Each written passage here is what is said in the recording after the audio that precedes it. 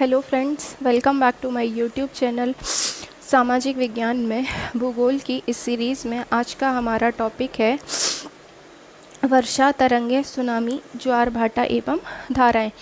तो इन्हीं सब टॉपिक से रिलेटेड हम एमसीक्यू क्वेश्चंस को सॉल्व करेंगे। आइए देखते हैं पहला क्वेश्चन क्या है।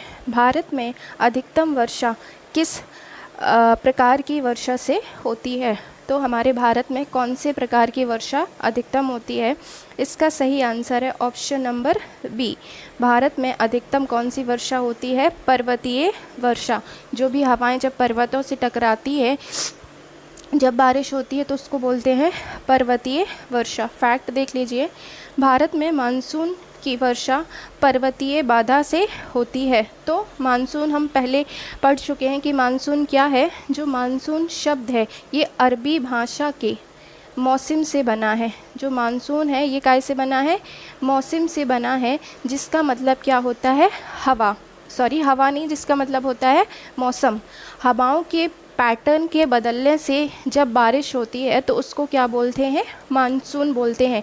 और हमारे भारत में मानसून कब प्रवेश करता है? 1 जून के आसपास। जून के महीने में 1 जून के आसपास हमारे भारत में मानसून प्रवेश करता है। मेघालय का मासिनराम पर्वतीय वर्षा से विश्व में सर्वाधिक वर्षा वाला क्षेत्र है। पूरे विश्व में सर्वाधिक वर्षा किस स्थान पर होती है? तो वो होती है मासिनराम में। और मासिनराम कौन से राज्य में है? हमारे भारत के मेघालय राज्य में है। मेघालय कहाँ है? भारत के उत्तर पूर्व में, नॉर्थ वेस्ट में है। तो मेघालय में सबसे अधिक वर्षा होती है। भारत ही नहीं, पूरे विश्व की सबसे अधिक यदि वर्षा होती है कहाँ पे? तो वो है मेघालय का मासिनराम। इसे ओरोग्राफिक वर्षा भी कहा जाता है। याद रखिएगा कि जो ये पर्वतीय वर्षा है इसी को इंग्लिश में ओरोग्राफिक वर्षा भी कहते हैं। क्वेश्चन नंबर 2 देखिए, संवहनात्मक वर्षा मुख्यतः किस क्षेत्र में होती है? जो संवहनात्मक वर्षा है बताना है ये कौन से क्षेत्र में होती है। तो इसका आंसर है option number A is correct answer. ये होती है उष्णकटिबंधीय क्षेत्र में। उष्णकटिबंधीय क्षेत्र हमें पता होने चाहिए। सबसे पहले हम अपनी अर्थ को ड्रॉ कर लेते हैं। ये 20 से जो रेखा गई है इसको बोलते हैं भूमध्य रेखा। इसके ऊपर जो रेखा है ये है कर्क रेखा, और इसके भूमध्य रेखा के नीचे जो रेखा है ये कहलाती है मकर रेखा। तो उष्णकटिबंधीय क्षेत्र कौन से होंगे? जो कर्क रेखा और मकर रेखा के बीच के क्षेत्र हैं। कर्क रेखा और मकर रेखा के बीच के जो क्षेत्र हैं, जहाँ पर सूर्य की किरणें एकदम सीधी पड़ती हैं। सूर्य की किरणें सीधी पड़ेंगी तो यहाँ पे क्या होगी? गर्मी होगी। यहाँ पर बहुत ज़्यादा गर्मी पड़ती है। जो कर्क रेखा और मकर रेखा के बीच का क्षेत्र है, हमारी पृथ्वी पर कुछ काल्पनिक रेखाएं खींची गई हैं, वास्तविकता में नहीं है, लेकिन हमने अध्ययन करने की दृष्टि से पृथ्वी पर कुछ लाइनें खींची हैं। तो वही कर्क रेखा और मकर रेखा के बीच का जो क्षेत्र है उसी को बोलते हैं उष्णकटिबंधीय क्षेत्र। तो जो ये वाले क्षेत्र हैं यहाँ पर किस प्रकार की वर्षा होती है? संवहनात्मक वर्षा। क्वेश्चन नंबर 3 देखिए, फैक्ट देख लीजिए। अफ्रीका और अमेजन बेसिन में यह सामान्य है। अधिकांशतः ये कहाँ पर होती है? कौन से क्षेत्र है? तो अफ्रीका और जो अमेजन के बेसिन है। अमेजन कहाँ पर है? दक्षिण अमेरिका। अमेजन वाला जो क्षेत्र है वो कौन से महाद्वीप में है? तो ये है दक्षिण अमेरिका। तो अमेजन और दक्षिण अमेरिका में जो बारिश होती है वो किस प्रकार की है? संवहनात्मक बारिश। और इसी को गर्जन तूफानी वर्षा भी कहते हैं। क्वेश्चन नंबर 3 देखिए, चक्रवाती वर्षा किस क्षेत्र में अधिक प्रचलित है? चक्रवाती जो वर्षा का प्रकार है ये कौन से क्षेत्र में अधिक प्रचलित है? तो ये है आपके भूमध्य सागरीय क्षेत्र में। इसका आंसर है ऑप्शन नंबर ए। जो भूमध्य सागर है, एक सेकेंड, ये जो हमारा अफ्रीका महाद्वीप है, अफ्रीका महाद्वीप के उत्तर में जो ये फैला हुआ है ये कौन सा सागर है? भूमध्य सागर। और यहीं पर किस प्रकार की वर्षा होती है? चक्रवाती वर्षा। यह वायुमंडल अवदाब से संबंधित है। जो चक्रवातीय वर्षा है ये कैसे संबंधित है? वायुमंडल के अवदाब से। इसे अग्रभागीय वर्षा या फ्रंटल रेनफॉल भी कहते हैं। चक्रवातीय वर्षा का ही दूसरा नाम क्या है? फ्रंटल या अग्रभागीय वर्षा। भूमध्य सागरीय क्षेत्र में शीत ऋतु में होती है। जो भूमध्य सागर है, अफ्रीका महाद्वीप के उत्तर में भूमध्य सागर फैला हुआ है, वहाँ पर किस प्रकार की वर्षा होती है? चक्रवातीय वर्षा।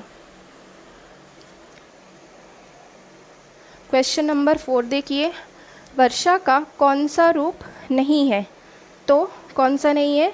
ऑप्शन नंबर सी, जो कोहरा है ये वर्षा का एक रूप नहीं है। वर्षा के रूप कौन से हैं? जो ओले गिरते हैं वो भी एक वर्षा का ही रूप है। हिमकण ये भी वर्षा का रूप है, और बर्फ भी। लेकिन जो कोहरा है ये वर्षा का रूप नहीं है। करेक्ट आंसर ऑप्शन सी।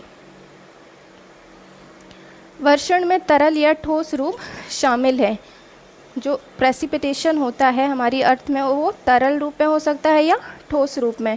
ओला, हिमकण, बर्फ वर्षा के रूप है, जबकि जो कोहरा है ये संघनन का रूप है, ये वर्षण का रूप नहीं है।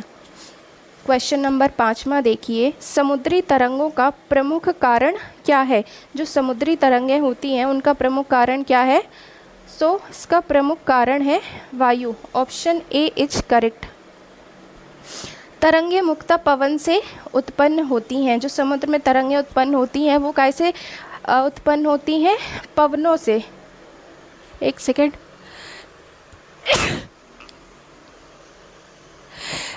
आई एम सो सॉरी, मुझे बहुत ज़्यादा जुकाम हो गया है। बहुत खतरनाक जुकाम हुआ है आज तो। क्वेश्चन नंबर 6 देखिए, सुनामी का प्रमुख कारण क्या है? सुनामी का प्रमुख कारण बेसिकली क्या है? भूकंप। Option number B is correct answer. भूकंप क्या होता है? भूमि का कंपन। भूकंप के आंतरिक कारण भी हो सकते हैं, बाह्य कारण भी हो सकते हैं। समुद्र तल के भूकंप से सुनामी होती है।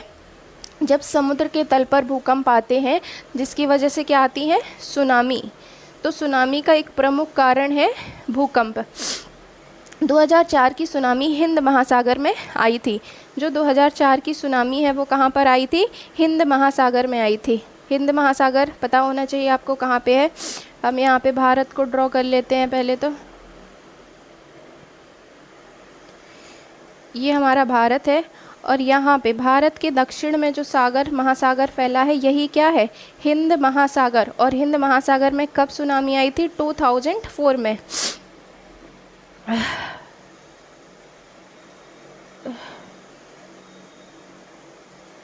जो सुनामी शब्द है ये कौन से देश से आया है? जापान से, क्योंकि वहाँ पर बहुत ज़्यादा सुनामी आती हैं। क्वेश्चन नंबर 7 देखिए, ज्वार भाटा का मुख्य कारण क्या है? तो इसका मुख्य कारण क्या है? चंद्रमा का गुरुत्वाकर्षण। ज्वार भाटा का सबसे प्रमुख कारण है चंद्रमा का गुरुत्वाकर्षण। गुरुत्वाकर्षण क्या होता है? हमारे ब्रह्मांड में जितने भी पदार्थ हैं जिनका एक द्रव्यमान होता है वो सब एक दूसरे को क्या करते हैं? आकर्षित करते हैं। तो जो चंद्रमा है, सूर्य है, ये हमारी पृथ्वी को अपनी तरफ क्या करते हैं? आकर्षित करते हैं। और इसी आकर्षण की वजह से जब हमारी पृथ्वी में समुद्र की लहरें ऐसे ऊंचाई पर आ जाती हैं, ऊंची ऊंची समुद्र की लहरें आती हैं, क्योंकि चंद्रमा का जो गुरुत्वाकर्षण है वो पृथ्वी को अपनी तरफ खींचता है, जिसकी वजह से जो पृथ्वी है, हमारी पृथ्वी में 71% क्या है? जल है, जिसकी वजह से जो हमारे समुद्रों का पानी है वो ऊपर की ओर उठता है। इसी कंडीशन को बोलते हैं ज्वार और भाटा।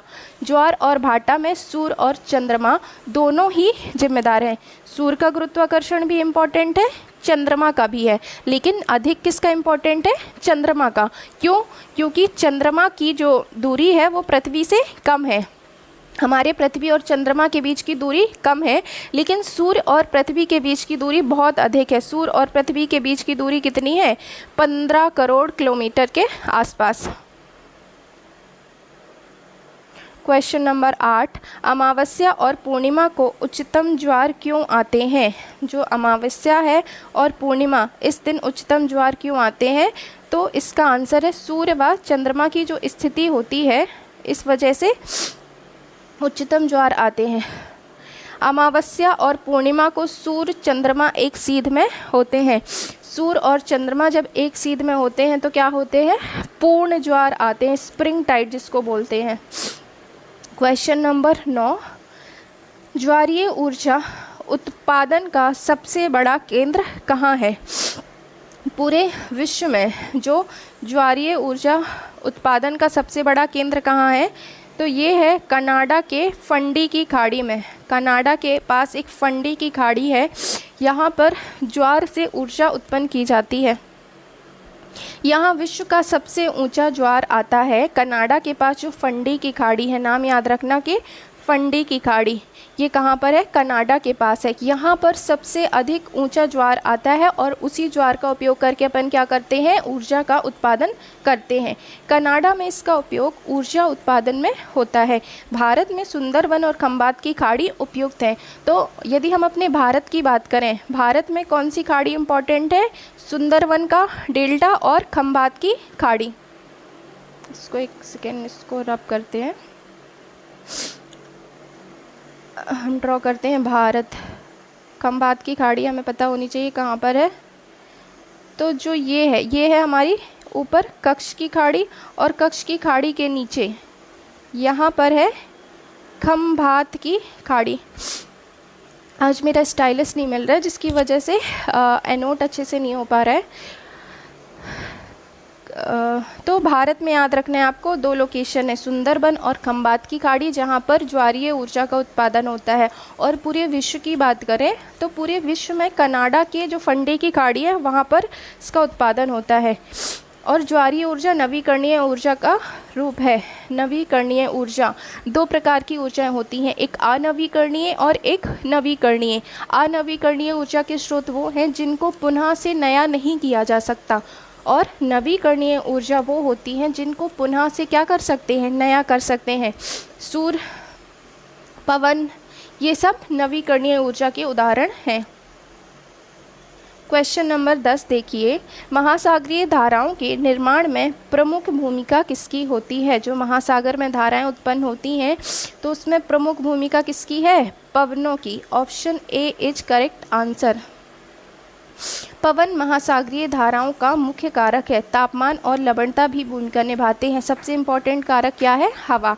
और दूसरे कारक क्या है? पवन, ये तापमान और लवणता भी इम्पोर्टेंट कारक हैं। क्वेश्चन नंबर 11 देखिए, निम्न में से कौन सी धारा गर्म महासागरीय धारा है?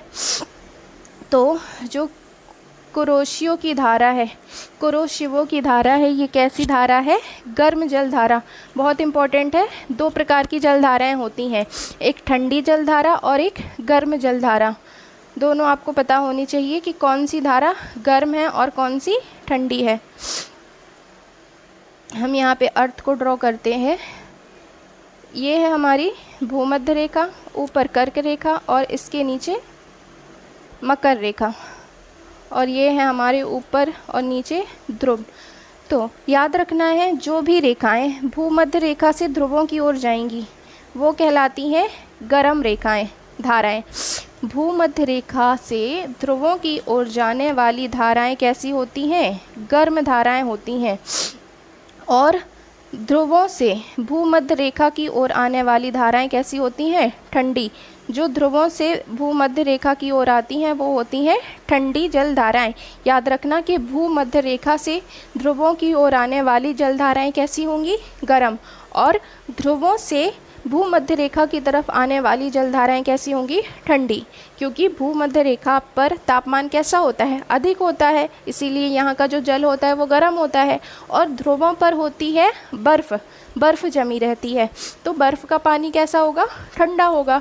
तो जो ध्रुवों से आएंगी जलधाराएं वो होंगी ठंडी, और जो भूमध्य रेखा से ध्रुवों की तरफ जाएंगी वो होगी गर्म। ये आपका कॉन्सेप्ट है। तो जो कुरोशियो की जलधारा है ये आपकी गर्म जलधारा है, और इसी को बोलते हैं जापान धारा भी कहते हैं। याद रखना कि कुरोशियो की जलधारा को ही जापान धारा कहते हैं। यह उत्तर प्रशांत महासागर में बहती है। लोकेशन भी पूछी जाती है कि कौन सी जलधारा कहाँ पर बहती है।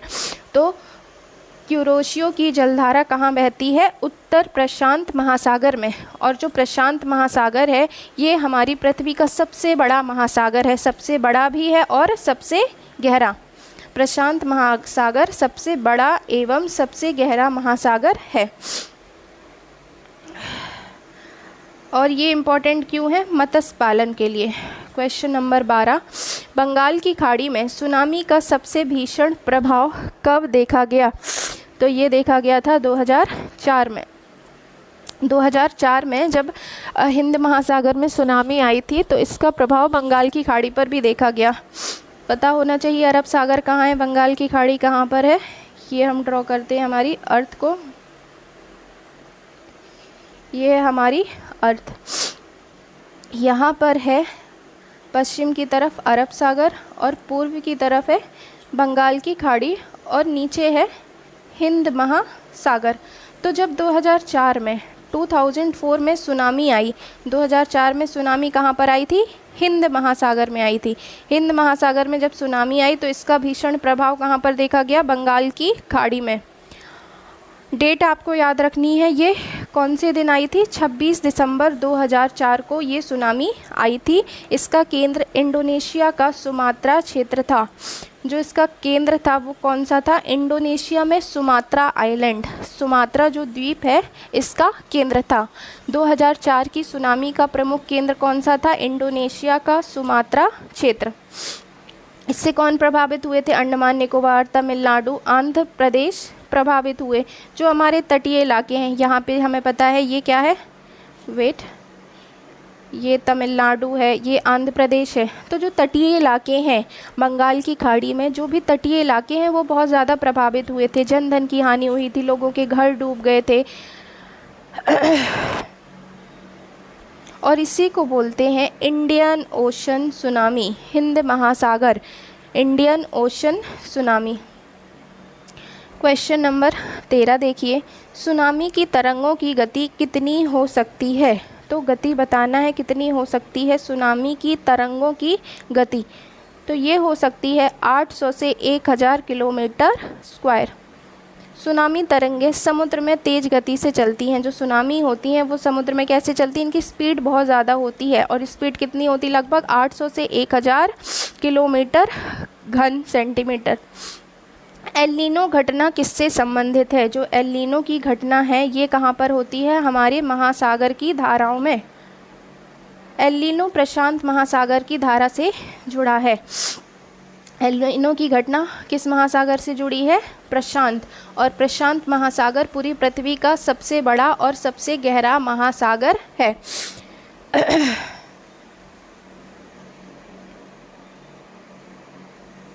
हम्बोल्ट धारा किस महासागर में बहती है? एक धारा का नाम है हम्बोल्ट। तो ये किस उस महासागर में बहती है? तो ये बहती है प्रशांत महासागर में। Option B is correct answer. इसे पेरू धारा भी कहते हैं। यह शीत धारा है। हम्बोल्ट की धारा कैसी है? ठंडी धारा है। याद रखना, हम्बोल्ट की जो जलधारा है शीत या ठंडी जलधारा है। मत्स्य पालन के लिए ये विश्व प्रसिद्ध है। वेट 15 का आंसर है ऑप्शन नंबर बी। ठीक है, सही है। क्वेश्चन नंबर 16, ज्वार भाटा की वैज्ञानिक व्याख्या सबसे पहले किसने की थी? जो ज्वार भाटा आते हैं समुद्रों में, समुद्र की जब लहरें ऊंचाई पर उठती हैं, क्यों उठती हैं? गुरुत्वाकर्षण बल की वजह से। चंद्रमा और सूर्य के गुरुत्वाकर्षण की वजह से समुद्र में जो लहरें उठती हैं उसी को क्या बोलते हैं? ज्वार भाटा। और इसकी वैज्ञानिक व्याख्या सबसे पहले किसने की थी? न्यूटन ने की थी। Option number A is correct answer. ज्वार भाटा की जो व्याख्या है, वैज्ञानिक ढंग से व्याख्या सबसे पहले न्यूटन के द्वारा की गई थी। न्यूटन ने गुरुत्वाकर्षण का सिद्धांत दिया था। गुरुत्वाकर्षण का सिद्धांत किसने दिया था? न्यूटन ने दिया था। जब वो सेब के पेड़ के नीचे बैठे थे, सेब कहाँ पर गिरा था? नीचे गिरा था, जिससे उन्होंने काय का नियम दिया? गुरुत्वाकर्षण का, कि हमारी पृथ्वी है सभी दूसरे पिंडों को अपनी तरफ क्या करती है? आकर्षित करती है। और ज्वार भाटा की कंडीशन भी किससे रिलेटेड है? गुरुत्वाकर्षण बल से। सूर्य एवं जो चंद्रमा है, सूर्य एवं चंद्रमा के गुरुत्वाकर्षण से रिलेटेड है ज्वार भाटा की जो स्थिति है। क्वेश्चन नंबर 17 देखिए, भारत में अधिकतम ज्वारीय ऊर्जा क्षमता कहाँ है? तो भारत में अधिकतम ज्वारीय ऊर्जा क्षमता है, ये है आपकी खंभात की खाड़ी में। Option A is correct. ये जो भारत का ये वाला नक्शा है ऐसे, तो ये ऊपर है कच्छ की खाड़ी और इसके नीचे है खंभात की खाड़ी, और खंभात की खाड़ी में ही क्या है, ज्वारीय ऊर्जा की क्षमता। गुजरात की खाड़ी में ज्वार की ऊंचाई अधिक है, जिससे यहाँ पर क्या किया जाता है, ऊर्जा का उत्पादन किया जाता है। और यहाँ पर कितने मीटर तक ऊंचे ज्वार आते हैं? 8 से 11 मीटर ऊंचे ज्वार आते हैं, जिनका उपयोग अपन विद्युत के उत्पादन में करते हैं। सुंदरबन क्षेत्र भी संभावनाशील है। भारत में प्रमुख रूप से 2 क्षेत्र हैं, एक खंभात की खाड़ी और दूसरा सुंदरबन।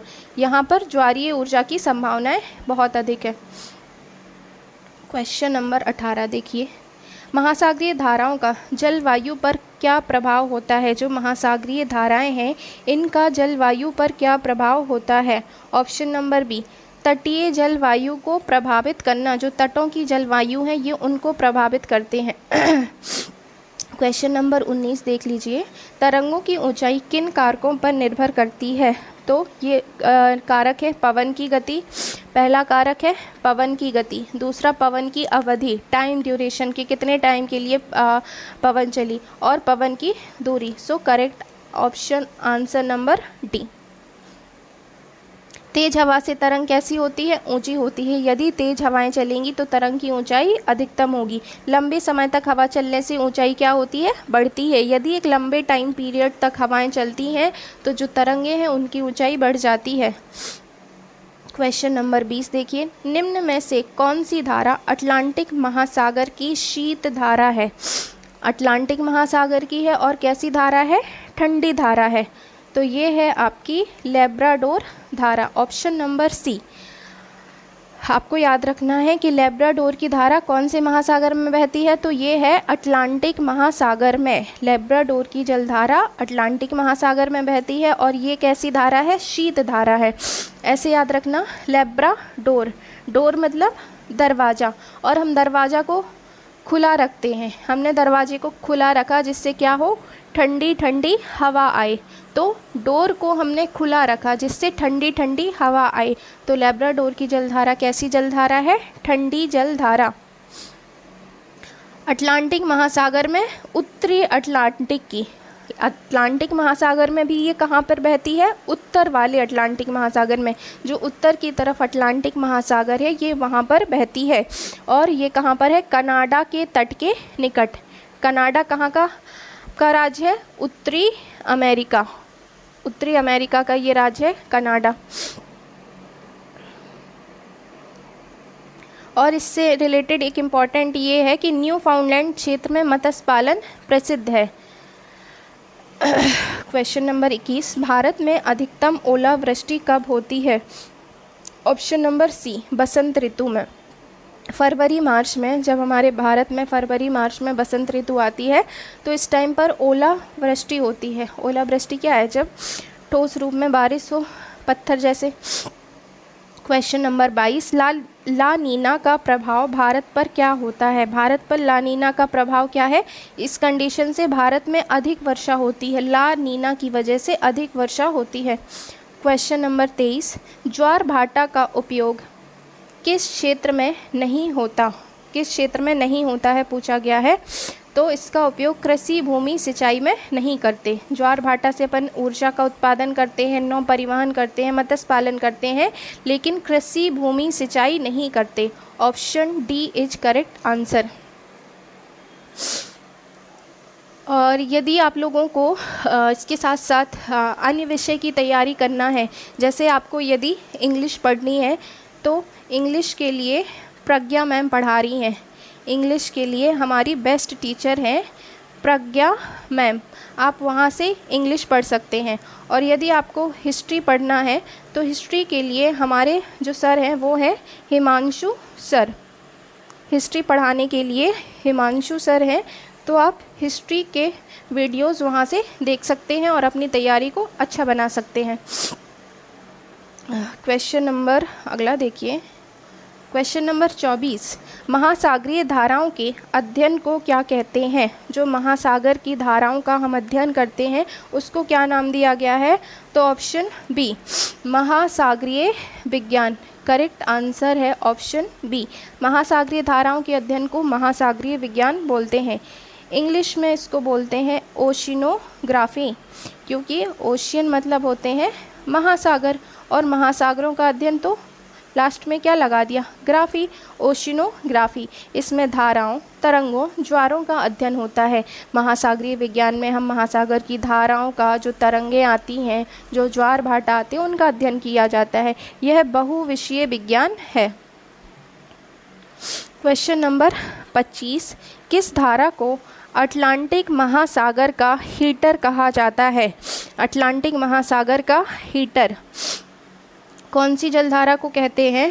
तो ये बोलते हैं gulf stream. Option number B, क्योंकि ये गर्म धारा है। गल्फ स्ट्रीम कैसी धारा है? गर्म धारा। गल्फ स्ट्रीम ये गर्म धारा है, ऐसे याद रखना। गा से गल्फ स्ट्रीम और गा से गर्म। गा से गल्फ स्ट्रीम, गा से गर्म। ये आपकी बेस्ट ट्रिक है, कभी आप इससे नहीं भूलोगे कि गल्फ स्ट्रीम कैसी जलधारा है। तो ये है गर्म जलधारा। गा से गल्फ स्ट्रीम, गा से गर्म जलधारा, और इसको बोलते हैं अटलांटिक महासागर का heater. Very very important question कि किस जलधारा को अटलांटिक महासागर का हीटर बोलते हैं? तो वो जलधारा है आपकी गल्फ स्ट्रीम। यह गर्म महासागरीय धारा है। हीटर क्यों बोलते हैं? हीटर का काम क्या होता है? रूम को गर्म करना, क्षेत्र को गर्म करना। तो जो ये जलधारा है ये अटलांटिक महासागर को क्या करती है? गर्म करती है। इस वजह से इसको अटलांटिक महासागर का हीटर बोलते हैं। यह मैक्सिको की खाड़ी से निकलती है। जो मैक्सिको की खाड़ी है ये वहाँ से निकलती है और यूरोप की जलवायु को गर्म रखती है। जो यूरोप महाद्वीप है वहाँ की जलवायु को गर्म रखती है ये। क्वेश्चन नंबर 26 देखिए, वर्षा मापने के लिए कौन सा यंत्र प्रयोग किया जाता है? हमने छोटी क्लासेस में भी पढ़ा है कि जो रेन गेज होते हैं, रेन गेज, वर्षा को मापने का यंत्र क्या कहलाता है? Rain gauge. वर्षा को मिलीमीटर में मापा जाता है। यूनिट क्या है? मिलीमीटर। इसे वर्षा मापी कहते हैं। वर्षा को मापने वाला यंत्र वर्षा मापी और इंग्लिश में कहलाता है रेन गेज। रेन मतलब बारिश, गेज मतलब मापना। मौसम विभाग द्वारा प्रयोग किया जाता है। कितनी बारिश कहाँ पर हुई है इसका पता लगाने के लिए जो मौसम विभाग है वो काय का उपयोग करते हैं? रेन गेज का। क्वेश्चन नंबर 27 देखिए, कौन सा देश सुनामी चेतावनी प्रणाली में अग्रणी है? तो ये है आपका जापान। सबसे अधिक सुनामी जापान में ही आते हैं। इस वजह से इन्होंने क्या किया है? सुनामी चेतावनी प्रणाली पहले से ही वो विकसित कर ली है। यदि किसी भी स्थान पर सुनामी आने वाली है तो वहाँ पर पूर्व सूचना दी जाती है ताकि जन धन की हानि ना हो। लोगों को पहले से सूचित कर दिया जाता है सुनामी के लिए, क्योंकि वहाँ पर बहुत ज़्यादा सुनामी आती है। तो इसीलिए सुनामी में अग्रणी, सुनामी चेतावनी प्रणाली में अग्रणी यदि कोई देश है तो वो है जापान। और सुनामी शब्द की उत्पत्ति भी कहाँ से हुई है? जापान से ही हुई है। जापान में बार बार सुनामी आती है, तो जब कोई घटना बार बार होती है तो उससे निपटने के लिए हम कुछ उपाय करते हैं। तो वहाँ की सरकार ने क्या किया है? सुनामी चेतावनी प्रणाली सिस्टम को विकसित किया है। यहाँ विश्व की सबसे उन्नत चेतावनी प्रणाली है। सबसे ज़्यादा वहाँ पर सुनामी आती है, इसीलिए उन्होंने बहुत ज़्यादा हाईली डेवलप्ड प्रणाली को विकसित किया है। और यह भूकंपीय तरंगों को शीघ्र पकड़ लेता है। जो ये इनका प्रणाली सिस्टम है वो भूकंपीय, क्योंकि सुनामी अधिकतर क्यों आती है? पहले भूकंप आता है, फिर क्या आती है? सुनामी। भूकंप की वजह से ही सुनामी आती है। जापान में क्या किया जाता है? समुद्री दीवारें बनाई जाती हैं। बहुत इम्पोर्टेंट है कि सुनामी को रोकने के लिए वहाँ पर समुद्र में क्या बनाई जाती हैं? दीवारें बनाई जाती हैं। इससे क्या होता है? जनहानि कम होती है। कौन सी धारा भारत के मानसून पर प्रभाव डालती है? तो ये है अल नीनो की धारा। Option number B is correct answer. El Nino से भारत में सूखा हो जाता है। भारत पर क्या प्रभाव पड़ता है अल नीनो की धारा से? कि हमारे भारत में सूखा हो जाता है, बारिश कम होती है। और यह भारतीय मानसून इससे क्या होता है, कमज़ोर होता है अल नीनो की धारा से, और कृषि पर नकारात्मक असर पड़ता है। यदि बारिश अच्छी नहीं होगी, सूखा हो जाएगा तो कृषि तो बर्बाद हो ही गई, खेती किसानी बर्बाद हो गई। क्वेश्चन नंबर 29 देखिए, कौन सा ज्वार सबसे कम ऊंचाई वाला होता है? तो ये ज्वार है आपका नीप टाइड, इसको बोलते हैं नीप टाइड। इसकी ऊंचाई कैसी होती है? सबसे कम होती है। नीप टाइड चंद्रमा के प्रथम और अंतिम चरण में होता है, और नीप टाइड में क्या होता है, ऊंचाई कम हो जाती है। क्वेश्चन नंबर 30, महासागरीय धाराएं किस प्रकार की होती हैं? तो ये दो प्रकार की होती हैं, गर्म धाराएं और शीत धाराएं। So option C is correct answer.